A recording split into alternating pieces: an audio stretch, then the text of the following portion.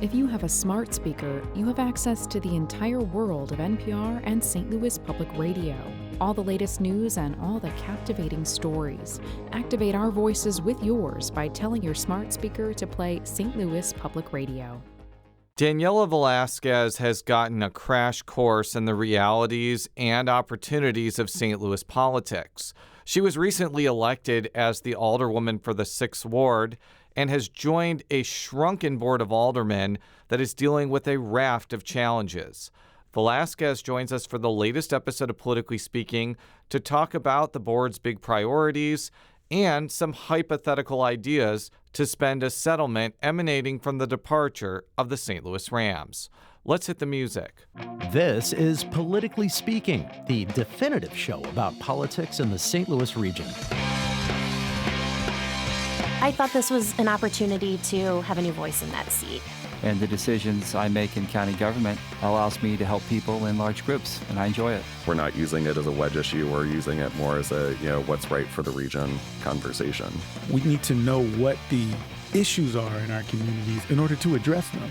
Because people want to see change, and they want to see a St. Louis that works for everyone. Some days I need the credit, most days I don't, but most importantly, I have to be able to control how this environment is going to evolve. We knew that in races that have multiple candidates, the only way you win is in the streets.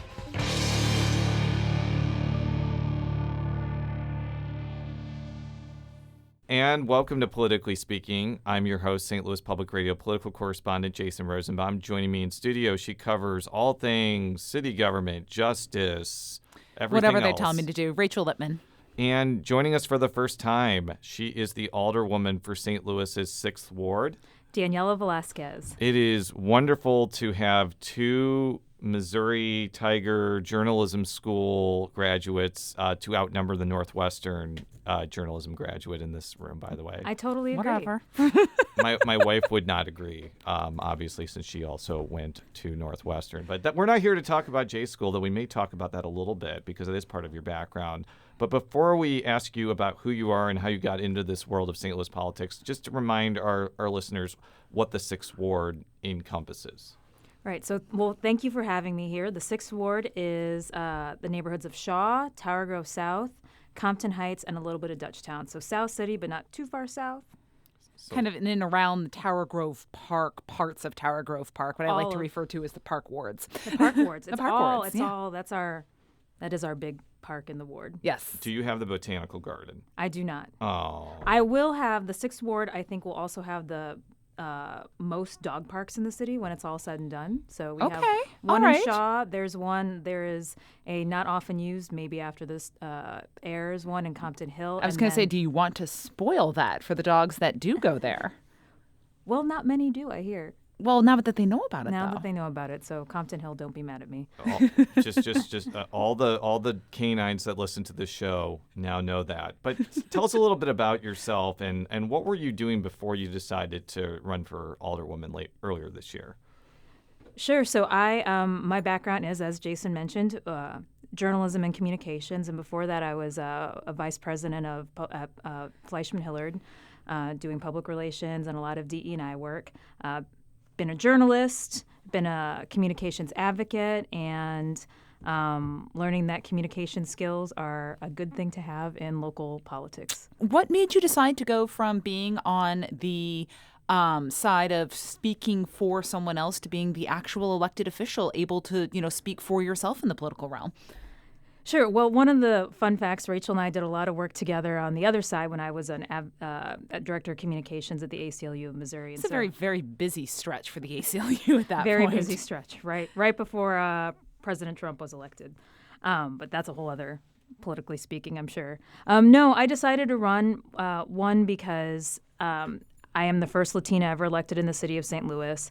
And one thing over the years is trying to see, make sure that people are represented, and we had never had anybody from our community be elected in the city. So when there was an opportunity to run, I, decided, let's do it, because if not now, then when, and if not me, then who? was the short calculus. Why does that distinction matter to you as the first Latina to be represented? There have been men of Latino descent on the board, but as you mentioned, you're the first Hispanic woman to run and win. Well, Latinas are on the rise. I mean, I think they're the fastest growing small business owners. There's a lot of movement, but also it's a distinction because it's, I come from news. We want to be accurate, and so Latina being the female, version of Latino, but also just, wanting to make sure we get it right. So you ran against former alderwoman and former recorder of deeds. Jason's favorite local office. My favorite local office, Jennifer Florida. You won by a little over 1,000 votes. And it not close. It was not a close race. What was it kind of like to run against somebody who had run many, many times before when this was like your first race yourself? Well, I think in this case, fear might not be a good way to lead, but I think fear is a good way to run for an election. I wanted to make sure that I was doing everything that I could to run a good campaign and to win. And so no matter, even though my opponent had more experience and I did not, I wanted to just do everything I could. You've been on the board now since April of 2023. What's been your first impressions of City Hall? Well, I will tell you that I believe that election years are like dog years. So even though it's been like 8 months, I don't know, it feels like 3 or 4 years. I once had someone ask me how many election nights I had worked over my career, and I have one every single year as the local politics reporter. But so I get your point. Yeah. It's been, it's every day's an adventure in aldering. It is busy and more complex than I think, I realized at the time. I mean, I think what is, coming from both an advocacy background and a corporate background, things do tend to move at a different pace in government. And I think especially when it comes to legislation, and that is where it's really important, because even though you think you can think things through, you can never think things through by yourself, right? So the legislative process, the figuring out those pieces take more time. I think we're also in a time of transformation at the city. I think, there's a group of us, and I can obviously only speak for myself, that really want to transform the way government works for people. I think that we do have complex social issues to address, and we've got some basic things like city services to address. And so figuring out how to make them more efficient, and then working in a system that, needs some upgrades, I think has been a little bit eye-opening. We're staffed for the first time. I've got a great legislative aide. I split an executive secretary between me and Alderman Narayan. We have team meetings. We're trying to be as in sync as we can. But it's a lot of setting up processes and then figuring out how things work so we can figure out how to make them better. Do you think that you've been able to strike as a board the right balance between addressing those get the city services operating and then the larger, broad policy systemic processes that need to be changed for the city to work for everyone? I think it's a yes and. Like legislation, it's a process that's always being tweaked. I'm really proud of the fact that we passed the water rate increase, not to raise rates, because it's not the politically... Nobody really likes paying more for stuff, but continue. Right, exactly. However, it was something that, it was well beyond a decade overdue, and that's really for the long-term health of our city. And frankly, there's probably some more that we need to do there. I think that short-term rentals was a bill that took time to... It's been in the birthing process for like 5 years before it got signed. It's the gestation of an elephant. Yes. Well said. Is that true? No, elephants do not have a gestation period of 5 years, but it is like 2 years. I was like, geez. I was just imagining. I was like, that sounds really big, and it would take a long time and be complicated and maybe a little painful. Exactly. It sounds like legislation. Yes. Sounds like the legislative process. So I think that those are things that, like, striking that balance. I think that we've... what you're, I think, going to see with the reallocation of ARPA funds, or things looking at city services. I know that there's been some robust conversation, A, about the reallocation, but B, what can we do for the water department? I've been talking to the president's office and Alderwoman Schweitzer about What can we do to have more evidence, more data about roads so we can make good decisions. So I'd like to see some more of that. So I think we've still got a ways to go, but I think that we are doing some things that are striking that balance. We have seen some dissension, though, even among so-called allies on the board. Like, we saw that with this legislation involving the unhoused community. Just more generally, like, is the Board of Aldermen's, like, ruling faction as united as it seems, or is it really an issue-by-issue situation? And are factions just, like, imaginary and they don't really even exist, basically? And also, too, I mean, is it united as maybe those in the media would like for the narrative purposes? And so what this says, like, I don't know if we're looking for factions. I feel like people are looking for factions, among us. I don't think we're 14 people. I mean, you get 14 people in a room to talk about this stuff and you won't have agreements. I think that at least what I've seen so far, I think people are, for the most part, committed to listening to each other, committed to learning, committed to kind of taking a broader approach, which I think has been different in the past. That, yes, I may not have had as many water main bursts in the 6th Ward as other places, but I still think it's important that we did this rate increase for the health of, the infrastructure. And that's just one example. So I think, not everybody's going to agree on everything, as you well know and have seen.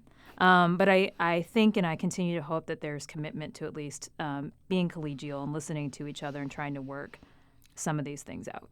Is that there? Is most of the disagreement that you're seeing actually in good faith on policy, or does it occasionally tip into the being disagreeable and disagreeing just for that sake? Well, I think there's some examples that I could point to that have happened both ways. I think for the most part on the big things, people are committed to listening and working it out in good faith. Obviously there have been some contentious resolutions in the past few weeks or so that, might have been some disagreeing to disagree because we don't actually have any say on foreign policy.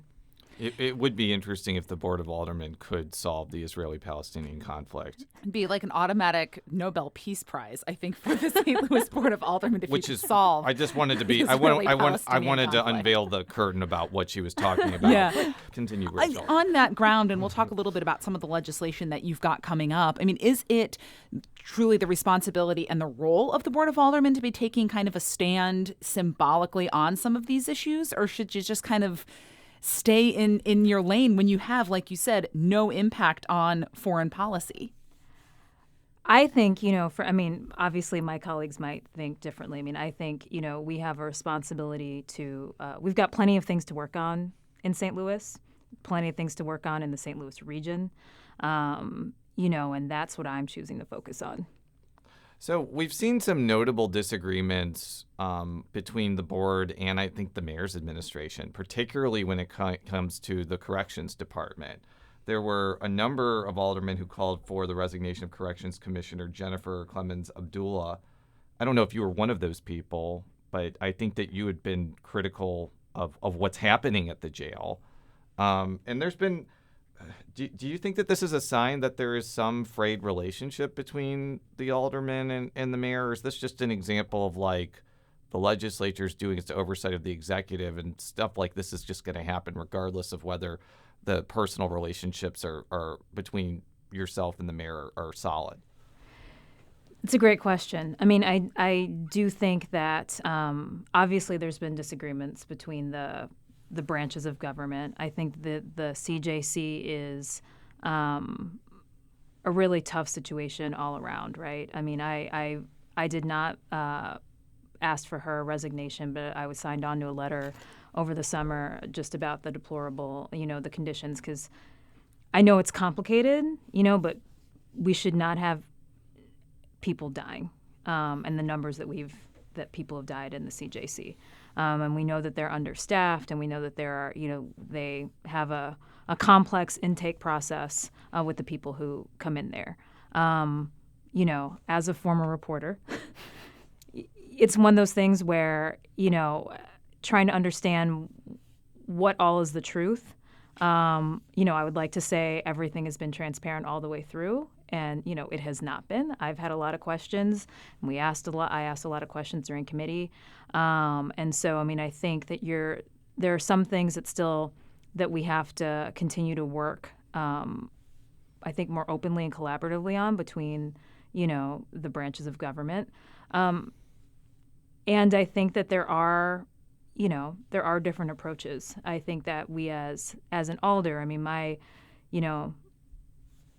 I feel like my role is not to necessarily take a side, but to work, with whatever leadership and whatever branch that is, to create the best outcome for the people. And frankly, I think, we do better as a city when we all work together. And certainly the people have more faith in us when they see a government that is working together and not squabbling, which is much easier for me to say here than for it to actually happen in real life. Have you seen things from your perch on the Public Safety Committee improve at all? Or from information that you're getting in, have things actually changed there? Or is that something that you still think needs to happen, even if it isn't to all the way up at the head of the corrections needs to resign? I think we'll see. I think time will tell. We passed the DFOB bill last week, I believe, recently. The mayor. Something like that? Yeah, I think it was last week, and they're waiting on signature. They made some changes. I lost track of that one. And it was almost unanimous. I think maybe it was like 12 to, we'd have to look. But it was by far a majority of the board. And I think that we'll see. My hope is that with these new changes that the DFOB can do its job, and that there's not a whole new set of things that aren't working right in a year. But I think that that's part of it. I also think that, being a corrections officer in the city is a really tough job. Oh, that was going to be my next question. Because when we had Alderman Rasheen Aldridge on the show, we asked about what the starting salary for a corrections officer was. And I don't remember what he said, but it was low. It was low for the work that they do. It was ridiculously low for the dangerous job that they have. And I guess my question for you is, what is the Board of Aldermen doing to make sure that not only there can be raises that help the current people there, but you can have a sustainable salary level that is going to recruit and retain people in the long run?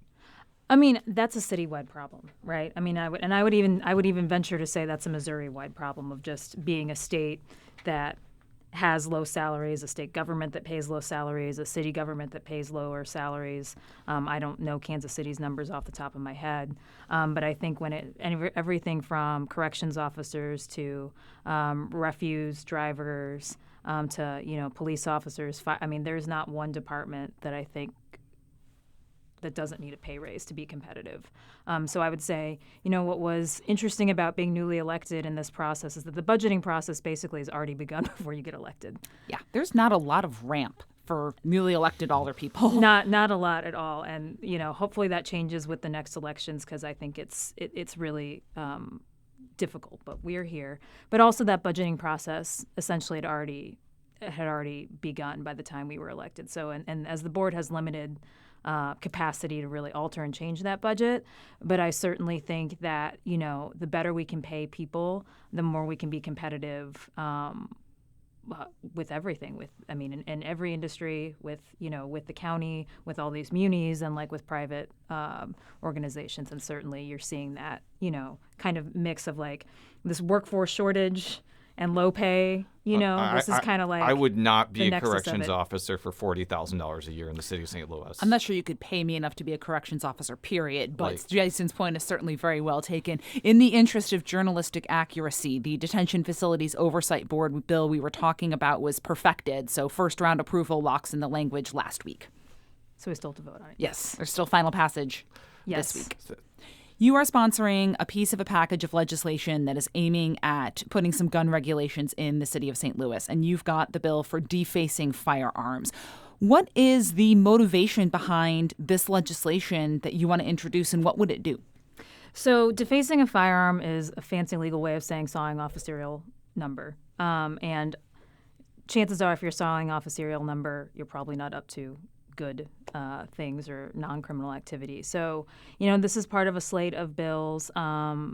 that a few alders filed, and with the impetus from the mayor's office, I think to draw attention to the fact that we have a gun violence problem in the city, and frankly, we as local legislators can't regulate these issues as we should, and the state legislators are really out of touch with the urban areas and suburban areas. I mean, there's been polling. There's, people want more common sense gun regulation. And obviously, CVPA is not in my ward, but that it's right across the lines, right across Kings Highway. But certainly that was, I think, the example of our city that you can do everything right.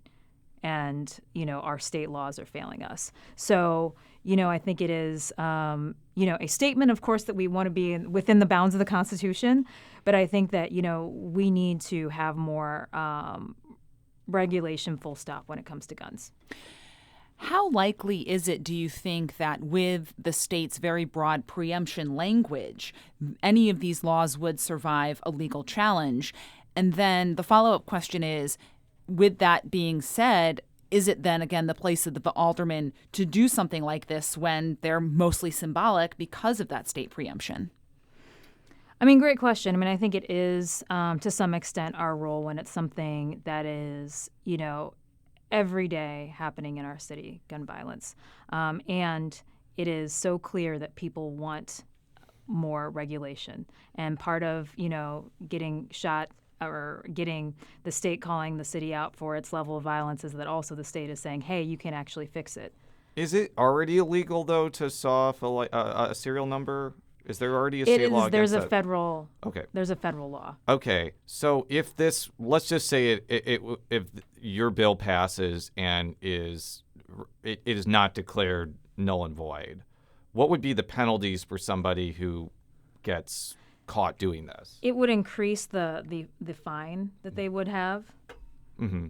But is there any incarceration attached to it? Because I don't know if the city of St. Louis can pass ordinances that lead to incarceration, right? No. Okay. I mean, I with that ordinance, no. I think the way it's written increases the fine. So I mean, it's not, again, I mean, it's not anything that I think would stop the amount of violence. But I think it's this part of, if we're going to do something, and I think there's been conversations on the state level of is this, and it's not my role as an alderperson, but as a concerned citizen, somebody concerned about gun violence, will this be something that ends up on a statewide ballot, in the next few years, which of course I think that there's talk about. Yeah, it would seem though, the biggest deterrent would be the federal prison sentence. Right. If there's already the federal law, which by nature of being the federal law has, stricter penalties behind it, what is the need for the city level ordinance that would just lead to a fine? Isn't the deterrent more likely to happen at the federal level? Well, I think there's also this, part of this is this growing frustration, or this, I shouldn't say it's growing, this frustration with people, with constituents, right? That they want to see that we're taking action. And, legally, we don't obviously want to do illegal things, but we want to be able to, let people know that we are serious about curbing, violence. So is our ordinance, right. I mean, is it going to be more of a deterrent than federal prison? I mean, it wouldn't be for me, probably not for somebody else. But I think, it's part of this larger message that we want to send both to the people, and to the state government that we need to address gun violence in a serious way. If it isn't a deterrent, is it mostly just doing something to do something, though? Is that sort of what the alderman should be doing? You're saying you're doing something on gun violence, but are you actually doing something on gun violence with the federal penalty out there? Well, I think it's a mix of things, right? I mean, I think that you'll see the things that we're doing for gun violence as a city, I mean, or even public safety in general is, the police officers had the biggest raise, in the past, in a long time last year. Certainly, as an alder building relationships with the police department, I have a great relationship with the chief and the commanders in our area. And so they're different, it's all part of a mix of things to address it. We'll be right back after this quick break with Alderwoman Daniela Velázquez. And we're back on Politically Speaking with 6th Ward Alderwoman Daniela Velázquez. I want to talk about the Rams money because that seems to be top of mind of a lot of ordinary citizens right now. Do you have any general ideas about how you would want to spend the money emanating from the legal settlement over the departure of the St. Louis Rams? So I actually think we should hold off on spending it, at least for a while. I do think that waiting till we've spent all our ARPA money is the most logical, practical thing to do, and let it accrue the $12-some-odd million a year it's accruing in interest. Because, whether we want to do something transformational or infrastructure-wise or not, if we're in the process of allocating and reallocating ARPA money now and we can't quite figure out where everything is, that's going to be hard to do. To spend the Rams money and be spending the ARPA money at the same time. Right. How do you think the process for gathering public input has been going so far? I think that there has been a lot of public engagement. I think, people, the responses that I've seen, again, the 6th Ward had the highest number of return surveys for the Rams money. Not surprising that the old wards that made up the new 6th Ward were generally among the highest voter turnout, most civically engaged, etc. Yes, and they have continued that trend. There you go. So a lot of people, I think they want, what we've heard is, sort of these practical things like city services and infrastructure. And, there has been talk about some broader, more transformative, perhaps generational things like early childhood education. And certainly the response, I think, has been a mix of we want city services. So trying to balance that. So I did my own public engagement a few weeks ago by making an Instagram video where I pretended to get a $250 million check from Stan Kroenke as a way to solicit answers to the question, what do you want to do with the Rams money? So did this involve you in the rocking plane? Was that this Yes, one? that was the rocking plane. It was not me cloning myself 3 times, which I did recently. And I want to read some of these responses with the understanding that, you don't want to spend this money right away, but you may want to spend this eventually. And I think some of these ideas are really worth discussing a little bit further. So Lori White wrote, give all the money to public schools and create a fund, an endowment, and a private foundation to raise money until St. Louis City schools have as much funding as Clayton's, and then keep going. Out of all the responses, this one was the most repetitive one that I got. A lot of people want to see the Rams money go to help St. Louis public schools. What do you think of that overall conceptual idea? Well, I like the idea of an endowment. And that's something that I've been, I would have suggested on the portal myself is, some kind of fund that accrues money that helps us, that we could make it, last longer. I think the schools are in an interesting position right now in the city. I recently read a public radio story that you all had with Ness Sandoval and, the number of children leaving the schools. And it will affect, funding. So, I think it's something that we can look into, but certainly I really do like the idea of giving us a cushion, like an endowment, for us to use in a different way that we can think about now. There'd have to be legal questions about that, though, wouldn't there? Because the money went to the city of St. Louis, not the St. Louis Public Schools, and you guys are a separate entity. The schools are setting their own budget, they're setting their own tax rates, etc. The board does not manage anything having to do with the schools administratively. Sure, and I should be clear. I think a general endowment fund, I would have to look into putting it toward the schools just because there's a lot of things happening with the school district right now. But certainly I think an endowment makes sense for us to make some money and give us some time to figure out how we want to use it the most effectively. Al Bergomi wrote, financing the gutted child care education programs to train teachers to become leaders in the communities. Now, for full disclosure, I've sent my 3 children to a St. Louis City child care center for the last 9 years, and they are definitely having staffing problems, and the hours have actually been cut from you could pick them up at 6:30 to you have to pick them up at 5:30. So this is a real problem that is affecting a lot of people, and that doesn't even get into the whole issue that people cannot find a child care facility that is not extremely expensive. But on the other hand, I'm not sure, though, that city government alone should bear that burden. I think it has to have state and federal involvement, too. What's kind of your thought about that? No, I mean, I agree with the state and federal involvement. I mean, I think, one of the things that the city is often caught is that we are often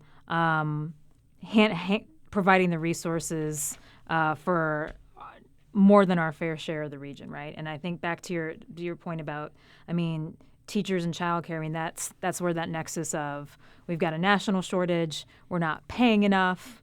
How do we get people here? So maybe just brainstorming here with you. I mean, if we had that endowment fund or that $12 million, could that $12 million be go towards salary increases across the city, and that be a sustainable thing? I don't know. Probably not, to be honest with you. I think it's going to require a lot more than that. But it could go partly toward that. Depends on how good of a fund manager you have. Yeah, that's also a good point. Now, Kelsey Adams wrote, besides wanting money for St. Louis public schools, again, we got that a lot, maybe ask MoDOT what they can do over there about our roads and the crumbling potholes, sinkholes everywhere.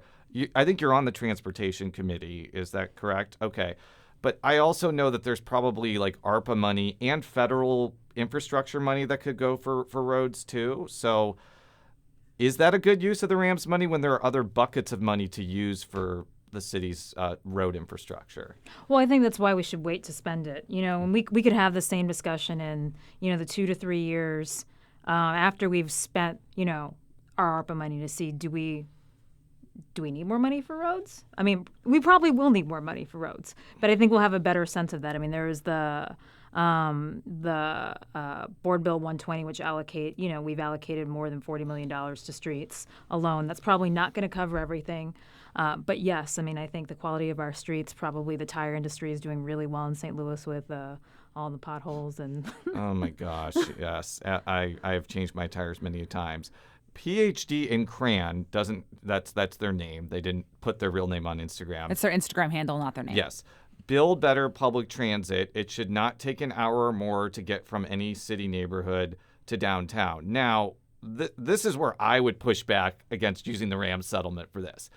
We passed, because I lived in the city, a sales tax in 2017 specifically for Metrolink expansion, and we have not spent a penny on that. And it's been accumulating for 5, 6, 7, 8 years now? 6. I think that was 2017. So I think there has been talks about using that money and getting federal money to expand Metrolink. So I'd be interested in your thoughts on that. I think that's separate from the Rams discussion, but I do think it's something that the board may take up in the next year or two. So I'd be interested in your opinion on that. I think before we get to the Metrolink question, though, she just said better public transit. That doesn't have to be Metrolink expansion. That can be buses. That can be restoring, bus routes, increasing bus routes, etc. But I think in general, would it be better to use the dedicated sales tax money for public transit or to use Rams money for public transit? One, I think we have to see what we have. 2, I think it is a long-term commitment, right? From what I've read and understand, a lot of other states that have a more robust public transportation system, their state is also paying a more robust. They're more robustly contributing to those funds. It's again one of those things that the city can't do everything alone. And certainly when it comes to transportation, it's in the city, but we're a region. So I think looking at the state's contribution and also, what we have, and then making the commitment to build it, right? Because I've heard a lot of conversations about what's being built, should it go this way, why don't we have this? But really making that commitment to actually follow through is important. I'm going to ask a really controversial question. If you can't get North-South Metrolink for some reason, is it time to dedicate that money that was meant for Metrolink expansion to something else? Because again, that's been accumulating for a number of years, and I would argue that if you're not going to expand Metrolink with it, use the $60 or $70 million for something else. I agree. Yeah. And not that's controversial either. Yeah, but that's also, $60 to $70 million is not going to build the system. It's meant to be the local contribution to it. It's not intended to be we're going to take 35 years to raise the money from the sales tax alone, and we are going to be solely responsible for the alignment. But I think these are broader questions on, something that I've been thinking a lot about is the reality of what St. Louis is and what it could be, right? So, like, we've been declining in population, not a surprise. A reality that, we need to think about. We have a city that's built for 800,000 and we're less than 300,000. We want to recruit and attract more people. What are those things? Like, what does that look like? We've had conversations about zoning lately. I can tell you just from my brief time as a public servant, our zoning maps are not accurate to the way things actually are. Right. So I think, these questions about transportation and some of these bigger questions about, in some ways they're existential questions. And then we have to apply, the reality of like what is, right? So and I think that relates to like transportation, because who are we? What do we want to be? What are we building for? And I think that's kind of at the heart of a lot of or at least the feels of a lot of these big questions. My final comment that I want you to respond to before I let you go. Photo Flynn on Instagram suggests taller and thicker arch. Should we spend the Rams money on a second arch? Yes. Okay. No. No. McDonald's, you know what? If we want to have the arch completed, McDonald's needs to chip in. Obviously. They're right. the golden and we'll paint it yellow arches. too? Yes. I've always thought that would be an amazing, public radio, St. Louis Public Radio April Fool's Day story, is that McDonald's is contributing to finish the arch. On that note, Alderwoman, thank you so much for coming here and talking with us. We will have you back in subsequent years to talk to you about other things that are going down the pike, so to speak. Politically Speaking is a product of St. Louis Public Radio, which is a part of the University of Missouri St. Louis. Alderwoman, how can people find you on social media outlets, or how can they get in contact with your office if they need to get a hold of you? Sure. So you can find us on Facebook, where it's Alderwoman Velázquez, and on Instagram, Alderwoman Velázquez. Again, I know it's a lot of letters.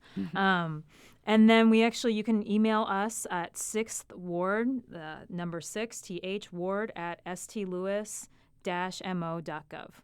Thank you very much, and until next time, so long.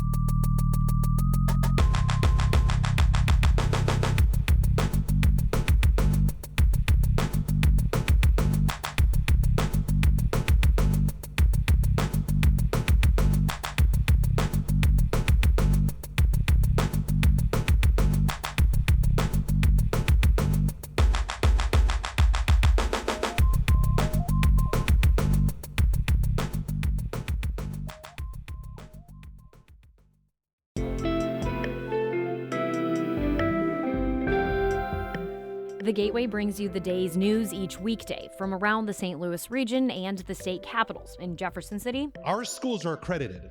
We don't need this bill. And Springfield. How many more years must pass before lawmakers see time is of the essence? I'm Abby Larico. Join me each weekday for The Gateway on the STLPR app or wherever you get podcasts.